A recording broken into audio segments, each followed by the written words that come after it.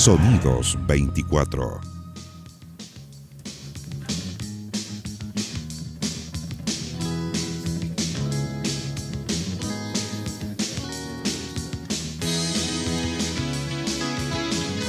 Estamos escuchando parte de los éxitos de Aterrizaje Forzoso. Marcan una época, marcan también la melancolía que nos viene los viernes en la tarde, pero también con celebraciones, porque Sinfónico es el nuevo disco que celebra los 30 años de Solo un Sueño, un clásico de Aterrizaje Forzoso. Vamos a hablar de todo lo que se viene con eso junto a Germán Céspedes, fundador de Aterrizaje Forzoso. Germán, bienvenido, un placer tenerte acá. El placer es mío. En Noticias 24 y, como siempre, a don Pablo Márquez, el experto. Gracias, Nicolás. Germán, gracias por estar acá. Nos trae las leyendas vivientes. Vivientes, por supuesto. En rigor son 33 años de Solo un Sueño. Sí, el 86 salió el Solo un Sueño. Exactamente. Ese fue Y bueno, este disco sinfónico, de alguna forma, Germán, bueno, son las mismas canciones de Solo un Sueño, llevadas al formato sinfónico. Exactamente. Solo un Sueño y 3 canciones del segundo. Canciones, exactamente. Ahora, ¿por qué Aterrizaje Forzoso vuelve en el disco con este formato? ¿Cuál fue la idea de reconstruirse sinfónicamente? Esto nació con una idea del productor del primer disco, que es Alejandro Soto, que fue el ingeniero de grabación del disco. Y él me propuso hacer una especie de homenaje a los 30 años de la banda y los 30 años de la aparición del disco Solo un Sueño. Y empezamos a trabajar algunos formatos acústicos para ver si podíamos hacer algo así, pero no contento con eso, llegamos a la idea de hacerlo sinfónico. Entonces ahí tuvimos la suerte de ubicar a Oscar Vélez, que es un músico chileno que está radicado en Estados Unidos, que hace música para películas. Entonces, obviamente, también es fanático de Aterrizaje, se entusiasmó y dijo, trabajemos dentro de mi tiempo, porque también él tiene mucho trabajo, y nos dijo que en su tiempo libre se iba a dedicar a trabajar los temas. Y ahí se fue armando, o sea, fue un trabajo de casi 2 años más o menos. ¿Por qué este es sinfónico? Sinfónico, con violines, con timbales, con toda la wifa. Es sinfónico, a diferencia de los sinfónicos que hemos visto por ahí, donde sale la banda original y atrás acompañado con violines. Acá no existe una banda original. Aquí yo puse la voz, el resto se puso de acuerdo al tema. Hay baterías que van en ciertas partes, hay algunas partes que van con bajo, otras nada más. Entonces el resto son todos puros instrumentos sinfónicos. Por lo tanto, el concepto, para mí es un concepto bien especial, porque es como recrear los temas, pero bajo otra perspectiva, absolutamente diferente. Con Pablo hemos conversado muchas veces, de hecho, en el canal, del desafío que tienen los grupos, los artistas, de pasarse a lo sinfónico. De alguna manera, ir mezclando ese interés por lo docto, pero también no dejando de lado lo que fue el clásico, digamos. ¿Cómo fue la experiencia en ese sentido? Porque muchas veces, lo dijimos varias veces, hay grupos donde o lo sinfónico se terminó comiendo el original, o lo original en realidad como que lo sinfónico no aportó mucho. Yo creo que, mira, esto al final es una vuelta, una vuelta de tornillo. Uno siempre termina volviendo a un punto, y yo creo que a todos nos pasa, en cierto modo. La banda original, cuando se creó en la universidad, no tenía fines populares, sino que era una orquesta, hicimos una banda para hacer nuestra música. Y nosotros teníamos influencia sinfónica, nosotros nos vivíamos escuchando discos de la época de los 70. Claro, escuchaban King Crimson, Yes, Alan Parsons, y miles de gente que hacía una música, un rock más sinfónico. Claro. Entonces nuestras inquietudes musicales iban por ese lado. Obviamente, cuando decidimos hacer la banda ya para hacerla profesional, nos encontramos con los sellos, y el sello lo primero que te dice, no, eso no te sirve porque tenés que vender. O sinfónico. Cámbiale un poco, ponle un poquito más de ritmo, hazle un poquito más bailable. Entonces, ahí empezamos a hacer estos temas que nosotros ya los teníamos hechos, los tuvimos que replantear para que sean un poquito más comerciales. Y se hicieron así, o sea, es Solo un Sueño. Pero en la génesis, en el origen, tenía este punto sinfónico, y por eso el paso natural a 33 años es más fácil. Nosotros lo que hacíamos en los primeros años de la banda, sin la idea de tener que profesionalizarlo, era tocar la música que nosotros no sentíamos, digamos, y esa era música sinfónica. Usábamos mucho teclado, me acuerdo que el tecladista, no sé si deben ubicar a José Ignacio Valdés, que hoy día hace música también ¿cómo se llama?, con teclados. Él se integró a la banda y él tenía lo último en teclado, y hacíamos cosas maravillosas. La gente que nos veía en esa época hasta el día de hoy se acuerda. Eso fue, Germán, en la Universidad Austral. En la Austral de Valdivia. Sonido en Valdivia. Exacto. una banda universitaria que luego se transforma en un hit del mundo ochentero de los chilenos. Han pasado 33 años, 35 años, ahí, claro. Y sigue muy vivo el interés por escuchar todavía el rock de los 80. ¿Por qué crees tú que permeó tanto ese movimiento con bandas que algunas siguen vigentes y otras que ya desaparecieron en la mitad del camino, pero ustedes todavía sobreviven? Sí, mira, yo creo que el fenómeno fue no solamente en Chile o en Argentina, fue un fenómeno mundial. Porque si uno se va a las bandas inglesas de los 80, son bandas que todavía perduran. O sea, Duran Duran y un montón de otras bandas son de esa época. Estados Unidos igual. Entonces son bandas que se mantuvieron en el tiempo, porque yo creo básicamente porque nunca hubo otro movimiento que fuera a la altura de lo que se creó, de la creación que hubo en los años 80. Porque yo creo que si hubiese habido otro movimiento en Chile, a lo mejor los 80 se hubiesen olvidado. Pero yo creo que no se han olvidado porque después de los 80 no ha habido otro movimiento. O sea, han habido atisbos de ciertas líneas musicales, pero que no han sido tan populares como fueron los 80. Claro. No olvidemos que en los 80 esto era muy mediático. Sí. Nosotros teníamos televisión, radio, revistas, suplementos, de todo. Pero desde la inspiración que tuvieron ustedes en Aterrizaje Forzoso, por ejemplo, Yes, ¿ha tenido también ese mismo proceso de Alan Parsons Project también? Mira, quizá ahora de hecho es casi como el más megalómano, el más... Sí, yo creo, no sé. Sí, lo veo un poco por ese lado, ¿no? Yo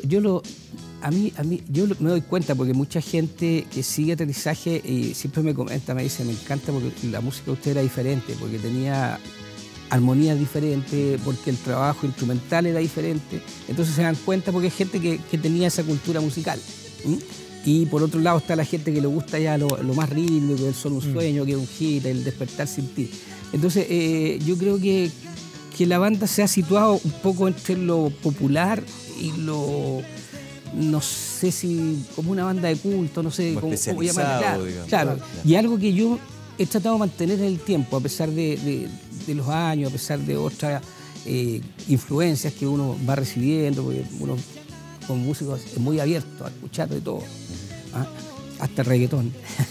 Entonces, al final, ¿qué pasa? Que uno trata de mantener un poco lo que son sus principios musicales, como no renegar de lo que uno escuchó y que es lo que ha plasmado dentro de toda su carrera. O sea, no buscar, digamos, el éxito, sino que es buscar el placer de hacer música. Germán, de los aterrizajes originales, tú eres el único sobreviviente vigente que sigue haciendo música, me refiero. Exacto. Y el disco está muy bonito, pero ahora hay que presentarlo. Mira, este es el disco, ahí a la cámara, Aterrizaje Forzoso Sinfónico, es un disco doble digo yo porque viene un CD y al otro lado viene un DVD.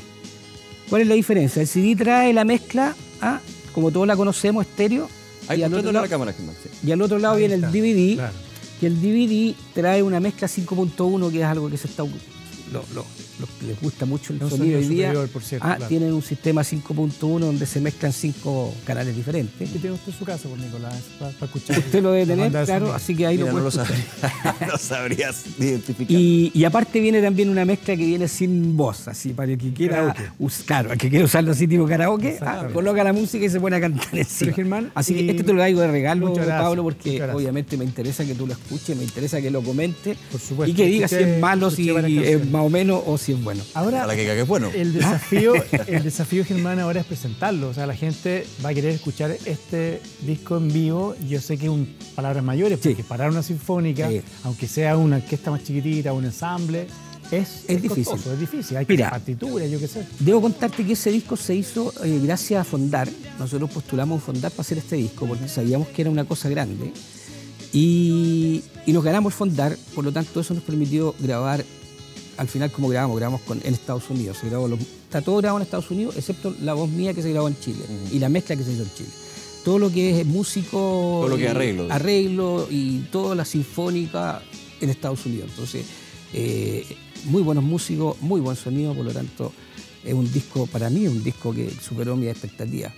¿Te cambió la mirada con respecto a eso, lo que eran los 80? Que ahora uno puede grabar y en un par de meses, me imagino, poder en Estados Unidos... Hoy día se pueden hacer maravillas, a diferencia de en los tiempos nuestros que era muy difícil hacer cosas. O sea, pero que tenía esa mística también. Con decirte que yo estudiaba sonido y nosotros editábamos con tijera. Entonces pescábamos la cinta, la cortábamos ahí, y después la pegáis por un scotch y esa era la edición. Hoy día tiene un computador que te hace las maravillas, todo, o sea, tú puedes hacer lo que quieras hoy día, entonces es más fácil. Aparte que hoy día no existe eso de lo presencial, o sea, yo puedo grabar de aquí a Estados Unidos, coloco lo que quiero, lo mando para allá lo editan, entonces todo es más fácil. Germán, y siguiendo, discúlpame Pablo, siguiendo un poco la idea de lo que te estaba contando, como hicimos ese disco con Fondar y que nos permitió tener recursos para grabar en Estados Unidos con músicos de allá, que obviamente son más caros y todo el cuento, estamos haciendo ahora un Fondar que estamos postulando este año con el productor del disco, que es Alejandro Soto, para poder llevarlo a la práctica, porque la idea no solamente dejarlo en el disco, la idea es que lo podamos presentar, llevarlo ojalá al Teatro Municipal, que es mi idea final. Entonces para eso estamos postulando al Fondar, y si eso resulta lo queremos presentar en las ciudades más importantes de Chile, donde podamos encontrar orquestas.